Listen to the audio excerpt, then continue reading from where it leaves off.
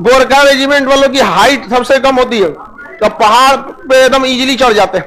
अब मार करने के लिए गोरखा रेजिमेंट वाले सबसे प्रमुख जाने जाते हैं वहां, समझ में ना। गोरखा जहां जाते हैं सब ना बहुत खतरनाक मारते हैं वहां पर। दुश्मन के लाश से मतलब उसके खूनवा अपने उस पे लगाते हैं। अगर तलवार निकाल दिया, खुखरी बोलते हैं गोरखा जो होते हैं अब के समय, तो उनका जो हथियार होता है ना उससे क्या कहा जाता है, खुखरी कहते हैं। इस टाइप का लिए रहते हैं खुखरी। अभी इससे अगर निकाल दिए तो आज के वक्त में 2022 में भी अगर खुखरी निकाल दिया तो किसी ना किसी को मारेगा वो। मतलब खुखरी निकल गया तो बिना खून पिए नहीं जाने वाला। आज के डेट में भी 2000 इतना 21वीं सदी में भी अगर वो खुखरी निकाल दिया नहीं तो अपने खून लगाएगा, तो कहता अपन लगे तो मार देते तो दूसरा क्या। गुरखा इतने खतरनाक होते हैं।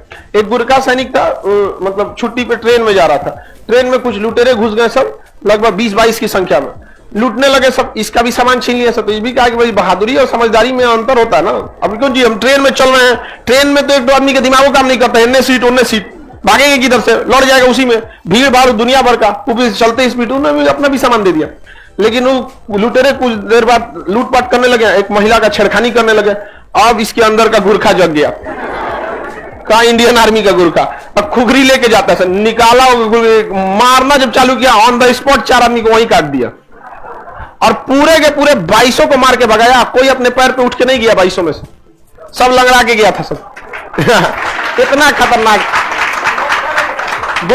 गुरखा बेसिकली हिमालयी क्षेत्र के रहते हैं। नेपाल और बंगाल के क्षेत्र में ये गुरखा ज्यादा पाए जाते हैं। एक बार तो आंदोलन ही हो गया था आज से 6 साल पहले गोरखा लैंड को लेकर।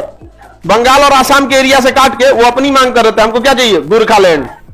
समझ में आया कि नहीं? बहुत खतरनाक भारत के सैनिक। हर भारत का हर रेजिमेंट की अलग अलग कहानी है। जैसे बिहार रेजिमेंट है, बाढ़ के समय में दे दीजिए, दौड़ के मार देगा उनको।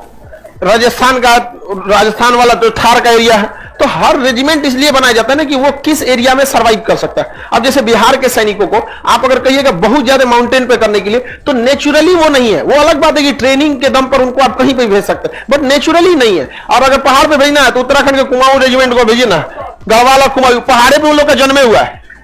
उत्तराखंड के लोग जन्म लेते पहाड़े देखने किया है, तो उनके लिए क्या है, कंपेरेटिवली इजी है। समझ में कि नहीं? अब हम लोग को कोई थार के मरुस्थल में भेज देगा, गर्मिया में छोड़ देगा चमड़ा। लेकिन सेना क्या इतना बेहतरीन ट्रेनिंग होती है कि कहीं भी एकोमोडाइज कर सकते हैं। याद कीजिए आज से 2 साल पहले जून 2020 कर्नल संतोष बाबू बिहार रेजिमेंट के थे, गए थे बात करने ना, रात 2 बजे मार दिया था कर्नल संतोष बाबू को लाठी से। यहाँ पे उनके सर पे बहुत ज्यादा इंजरी कर दिया था, उनकी आकस्मिक वहां पे जो चोट ज्यादा लगे वो शहीद हो गए। अब लगभग भारत से 4-5 और अन्य जवान ऑन द स्पॉट शहीद हुए थे। और वहां ड्यूटी पे थे कौन, बिहार रेजिमेंट और सिख रेजिमेंट। ऊपर से आदेश आया था कि भाई 1996 का समझौता है कि हम लोग को क्या नहीं करना है, मार नहीं करना है। और वहां था बिहार रेजिमेंट वाला, कहा कि ठीक है समझौता। मारा रतिया 2 बजे घुस के चाइना वाले को 40 को मार के गिरा दिया। वहां पर हमारे कर्नल संतोष बाबू शहीद हुए थे, वहां मेजर जनरल को मार दिया।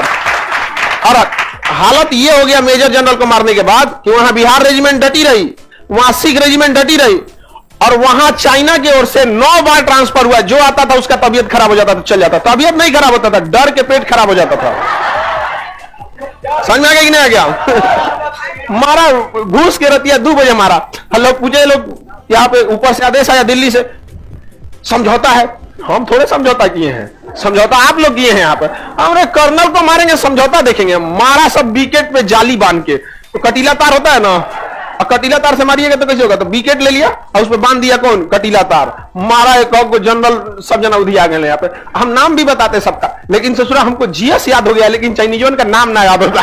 छोटा सबका नाम ऐसा लगता है जैसे लगता है दवाई का नाम है कौन, पागल की तरह रहता है।